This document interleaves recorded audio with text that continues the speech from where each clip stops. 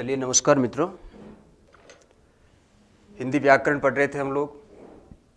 पिछली क्लास में हमने जहाँ तक बात छोड़ी थी उससे आगे आज अपन देखते हैं। ऑलवेज टॉप पर आपका स्वागत है। आज हेडिंग डालिए वर्ण। वर्ण कहते किसको है, जरा गौर कीजिए। इस क की संरचना को देखिए। इसके अंदर आधा क ह और अ स्वर मिला हुआ है। अगर इस हलंत वर्ण का उच्चारण करना चाहे तो इसका उच्चारण नहीं हो पाएगा। इसके लिए इसको क्या करना पड़ेगा, हमें इसमें अ स्वर मिलाना पड़ेगा, है ना। अच्छा, इस क को हमने तोड़ना चाहा, हमने तोड़ लिया। अब इस ध्वनि को वापस तोड़ना चाहे तो टूटेगा नहीं, इसको तोड़ना चाहे तो यह भी टूटेगा नहीं। तो वर्ण होता क्या है, आप इसकी परिभाषा को लिखिए। हेडिंग डालिए परिभाषा। परिभाषा लिखो, भाषा की वह लघुत्तम इकाई, भाषा की वह लघुत्तम इकाई जिसके और अधिक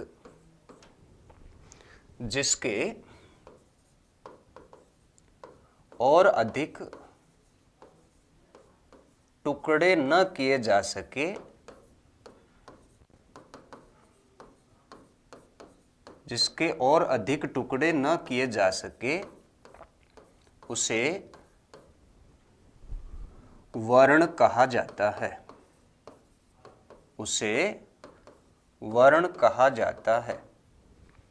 बस परिभाषा को लिखिए, भाषा की वह लघुत्तम इकाई जिसके और अधिक टुकड़े न किए जा सके उसे वर्ण कहा जाता है। उदाहरण लिखिए, क बराबर हलंत क धन अ। क बराबर हलंत क धन अ। बस अब इस क के टुकड़े हम और अधिक नहीं कर सकते, अ के टुकड़े और अधिक नहीं कर सकते। अगर ऐसी कोई ध्वनि है तो इस प्रकार की ध्वनि को हम क्या कहते हैं, वर्ण। चलिए नेक्स्ट हेडिंग डालिए वर्ण के भेद। नेक्स्ट हेडिंग डालिए वर्ण के भेद। लिखो, हिंदी वर्णमाला में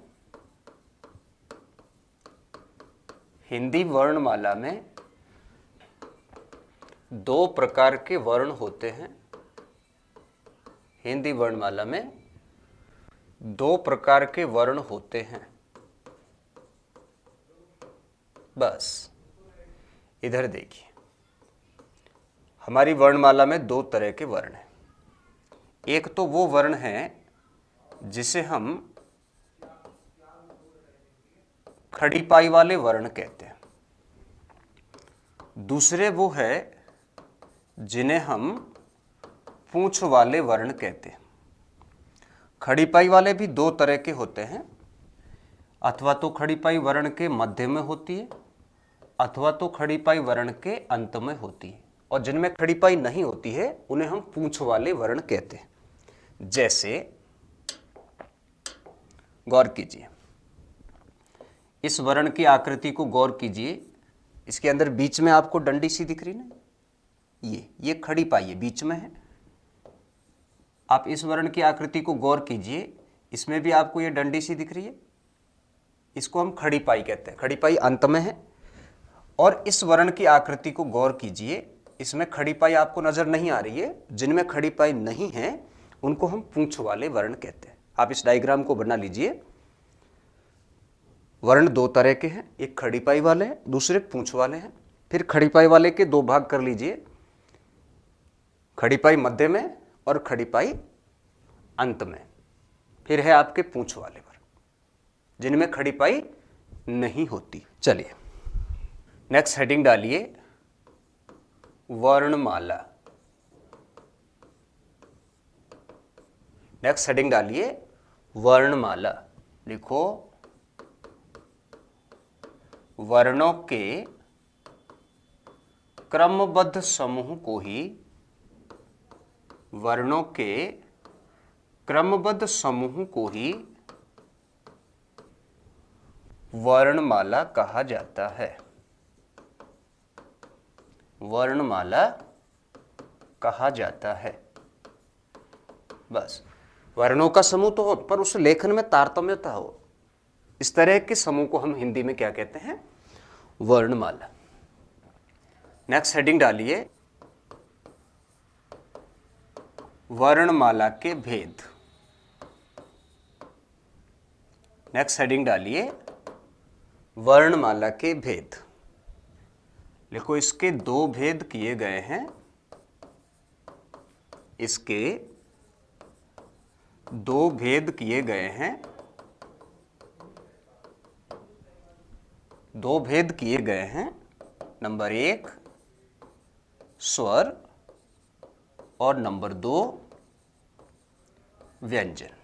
वर्णमाला के दो भेद होते हैं, नंबर 1 स्वर और नंबर 2 व्यंजन। आई वगैरह लिखते हो, इसे आप स्वर कहते हो। क ख ग लिखते हो, इसे आप व्यंजन कहते हो। नेक्स्ट हेडिंग डालिए, नंबर 1 स्वर। हेडिंग डालिए नंबर 1 स्वर। गौर कीजिए, परिभाषा नहीं लिखना है, आप इसे समझिए पहले।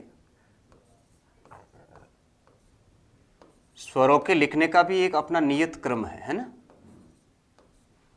छोटा ऊ, फिर बड़ा ऊ, फिर री, ए, आई, ओ, आओ। हिंदी वर्णमाला में स्वरों की संख्या होती है 11। इसके बाद आप दो अक्षर और लिखते हो, है ना? अंग और अह, वो दोनों स्वर नहीं होते हैं। अंग और अह दो ध्वनियां आप जो लिखते हो, हिंदी में इस तरह की ध्वनियों को अयोगवाह कहा जाता है। समय आने पर चर्चा करेंगे ये अयोगवाह होते क्या है। तब तक के लिए ध्यान रखना, ये दो ध्वनियां अयोगवाह है। स्वरों की संख्या 11 होती है। प्रत्येक वर्ण का कोई न कोई ध्वनि संकेत होता है। अ का कोई संकेत नहीं है, ये आ का संकेत है। आप इसको प्राय मात्रा कहते हो, मात्रा कभी दिखती नहीं है। इन्हें हम ध्वनि संकेत कहते हैं। क्या नाम देंगे? ध्वनि संकेत। लिखना नहीं, समझिएगा। ये छोटी ई का संकेत है, बड़ी ई का संकेत है, छोटे ऊ का संकेत है, बड़े ऊ का संकेत है, री का संकेत है, ए का संकेत है, आई का संकेत है, ओ का संकेत है, औ का संकेत है। यह गांठ बनानी है, ठीक है? ध्वनि संकेतों की संख्या है 10। स्वरों की संख्या तो होती है 11, जबकि ध्वनि संकेतों की संख्या होती है 10। आप इनका उच्चारण कीजिए, गौर कीजिए। अ, आ, ई, उ, रि, ए, आई, औ, आओ। एक जैसे ने नहीं बोले जाते हैं।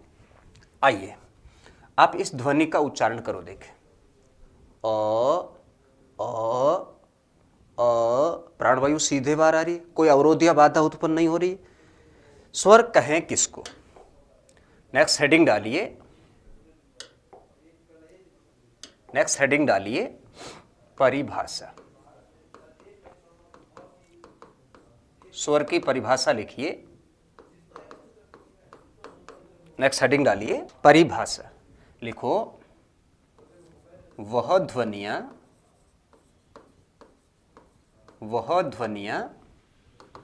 जिनके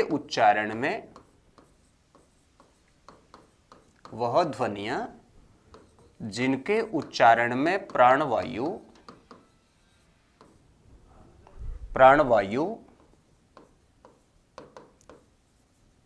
अबाध गति से बाहर आए, प्राणवायु अबाध गति से बाहर आए, या जिन ध्वनियों के उच्चारण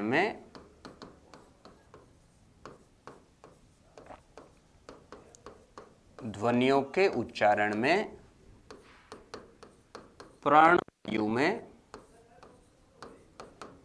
प्राणवायु में अवरोध या बाधा उत्पन्न न हो, अवरोध या बाधा उत्पन्न न हो उन्हें स्वर कहा जाता है। स्वर कहा जाता है। फिर नेक्स्ट लिखिए, हिंदी वर्णमाला में स्वर ध्वनियों की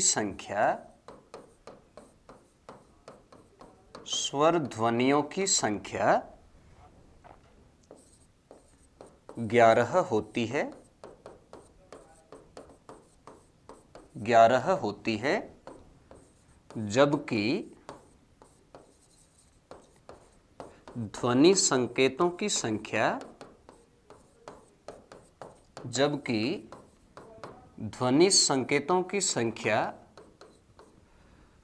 10 होती है।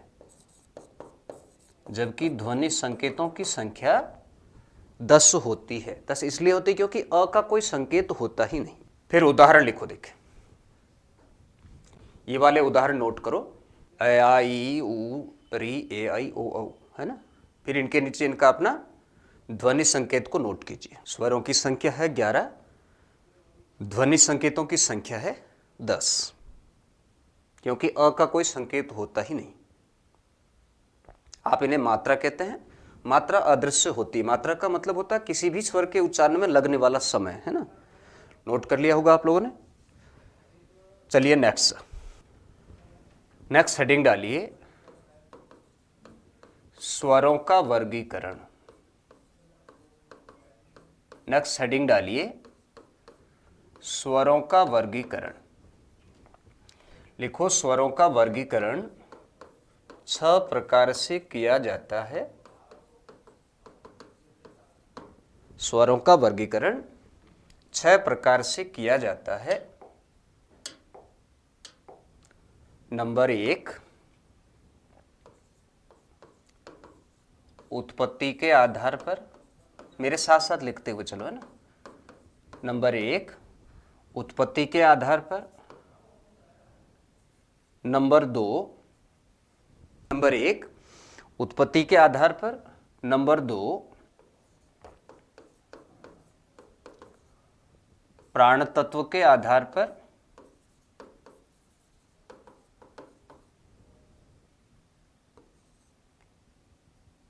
नंबर 3,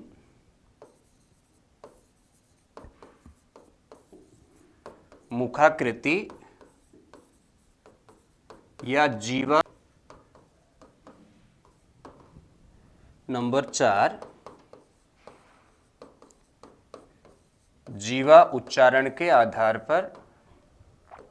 नंबर 5, होठों की आकृति के आधार पर। और नंबर 6, उच्चारण स्थान के आधार पर। उच्चारण स्थान के आधार पर यह स्वरों का वर्गीकरण है। स्वरों का वर्गीकरण 6 प्रकार से किया जाता है। हम इसमें ये जानेंगे, गौर कीजिए। सबसे पहले उत्पत्ति के आधार का मतलब ये स्वर हम लोगों के बीच में आए कहां से। अगर आ गए हैं तो इसका प्राण तत्व कैसा है, यानी इनका उच्चारण काल कैसा है, किसमें कैसा समय लगता है ना। फिर हम जानेंगे मुखाकृति, यानी जब भी इन स्वरों का उच्चारण करें तो उसमें मुख की आकृति कैसी रहती है।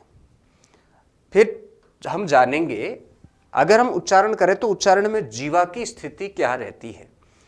अगर किसी भी स्वर का उच्चारण करें तो उसमें होठों की स्थिति क्या रहती है, और किसी भी स्वर के उच्चारण स्थल को भी हम जानेंगे। सबसे पहला वर्गीकरण हेडिंग डालिए, नंबर 1, उत्पत्ति के आधार पर वर्गीकरण। हेडिंग डालिए नंबर 1, उत्पत्ति के आधार पर स्वरों का वर्गीकरण। उत्पत्ति के आधार पर वर्गीकरण। लिखो, इस आधार पर 2 भेद किए गए हैं। 2 भेद किए गए हैं। नंबर 1 मूल स्वर और नंबर 2 संधि स्वर। उत्पत्ति का आधार मान के हम हिंदी वर्णमाला में स्वरों का वर्गीकरण दो तरह का करते हैं। पहला वर्गीकरण होता है उसे हम कहते हैं मूल स्वर, और इसका दूसरा वर्गीकरण है वो है संधि स्वर। नेक्स्ट हेडिंग डालिए नंबर 1 मूल स्वर। हेडिंग डालिए नंबर 1 मूल स्वर। मूल स्वर का तात्पर्य वो ध्वनियां जो मूल रूप में स्वर है, जिसके उच्चारण में अन्य किसी स्वर ध्वनि का कोई योगदान नहीं होता है ना। आप परिभाषा लिखिए, वे ध्वनियां जिनके उच्चारण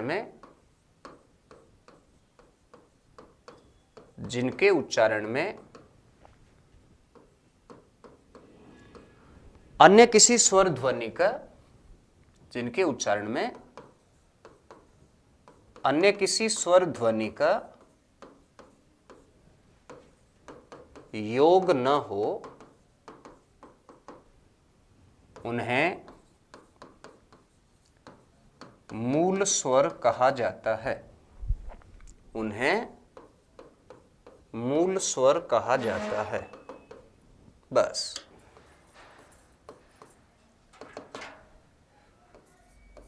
अ, छोटी, छोटा ऊ, री, कुल मिला के इनकी संख्या होती है 4। हिंदी वर्णमाला में मूल स्वरों की संख्या कितनी है? 4। बस इसके नीचे हेडिंग डालिए, ध्यातव्य या नोट लिखो, प्राकृत में मूल स्वरों की संख्या, प्राकृत में मूल स्वरों की संख्या 8 थी, जो हिंदी में आते आते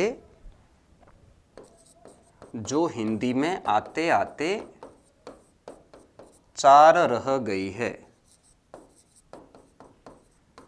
जो हिंदी में आते आते 4 रह गई है। बस आप ध्यान रखिएगा, आपसे सवाल करें हिंदी वर्णमाला में मूल ध्वनियों की संख्या, मूल स्वरों की संख्या कितनी है, तो उत्तर रहेगा 4। जबकि प्राकृत में पूछे तो प्राकृत में मूल स्वरों की संख्या 8 थी। स्पष्ट हुई बात? चलिए नेक्स्ट हेडिंग डालिए नंबर 2। नंबर 2 संधि स्वर। नेक्स्ट हेडिंग डालिए नंबर 2 संधि स्वर। संधि स्वर का मतलब ऐसे स्वर ध्वनियां होती है जो दो स्वर ध्वनियों के योग से, दो स्वर ध्वनियों के उच्चारण के योग से जिन ध्वनियों का निर्माण होता है उन्हें हम संधि स्वर कहते हैं। लिखो, वे ध्वनियां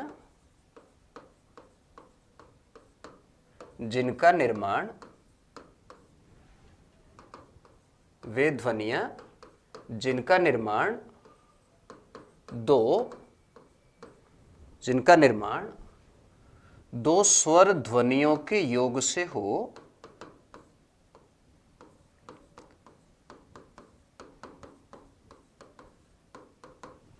उन्हें संधि स्वर कहा जाता है। उन्हें संधि स्वर कहा जाता है। बस उदाहरण लिखिए, आ, बड़ी, बड़ाऊ, ए, आय, ओ, आओ। टोटल इनकी संख्या होती है 7। नेक्स्ट हेडिंग डालिए, संधि स्वर के भेद। संधि स्वर के भेद लिखो, इसके 2 उपभेद किए गए हैं। इसके 2 उपभेद किए गए हैं। नंबर 1 दीर्घ स्वर नंबर 2 संयुक्त स्वर। नेक्स्ट हेडिंग डालिए नंबर 1 दीर्घ स्वर। नेक्स्ट हेडिंग डालिए नंबर 1 दीर्घ स्वर। लिखो वे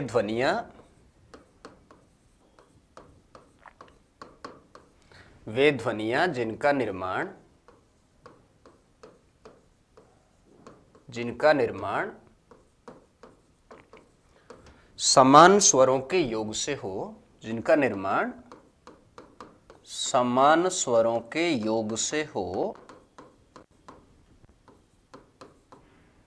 उन्हें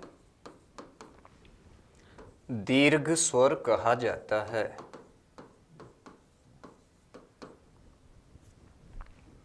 दीर्घ स्वर कहा जाता है। उदाहरण लिखिए,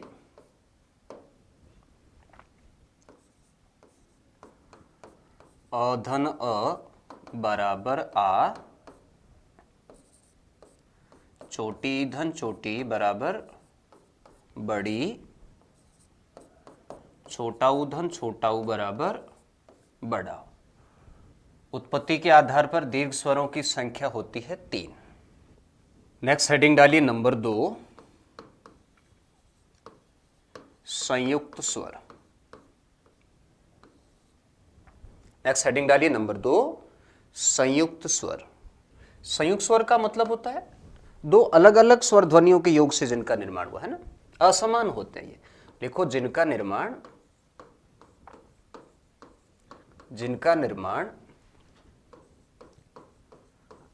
असमान स्वरों के योग से हो, उन्हें संयुक्त स्वर कहा जाता है। संयुक्त स्वर कहा जाता है।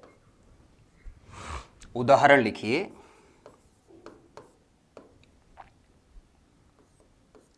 ए इसका निर्माण अधन छोटी के योग से हुआ है। आय इसका निर्माण अधन ए के योग से हुआ है। औ इसका निर्माण अधन छोटे ऊ के योग से हुआ है।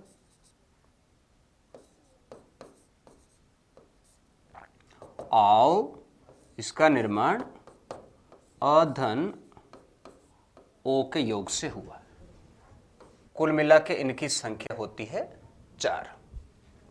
उदाहरण लिखिए, देख के लिखना। अधन छोटी के योग से ए, अधन ए के योग से आय और अधन ऊ के योग से आओ। दोनों का साथ उच्चारण कीजिए ना, आय आओ। चलिए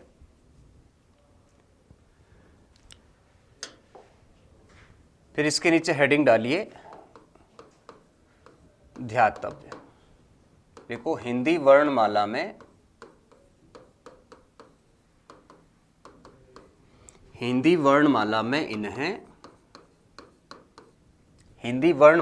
इन्हें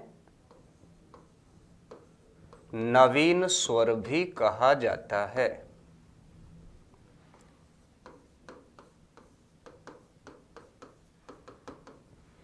इनका निर्माण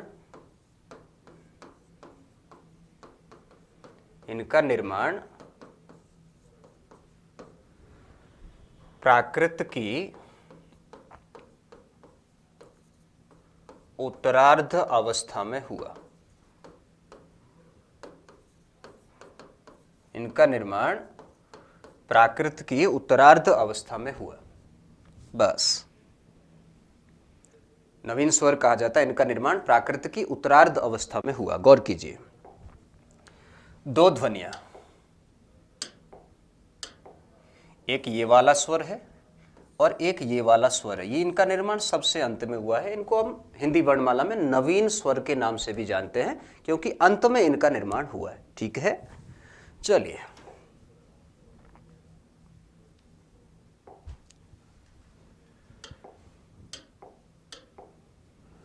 नेक्स्ट हेडिंग डालिए नंबर 2, प्राण तत्व या उच्चारण काल के आधार पर वर्गीकरण।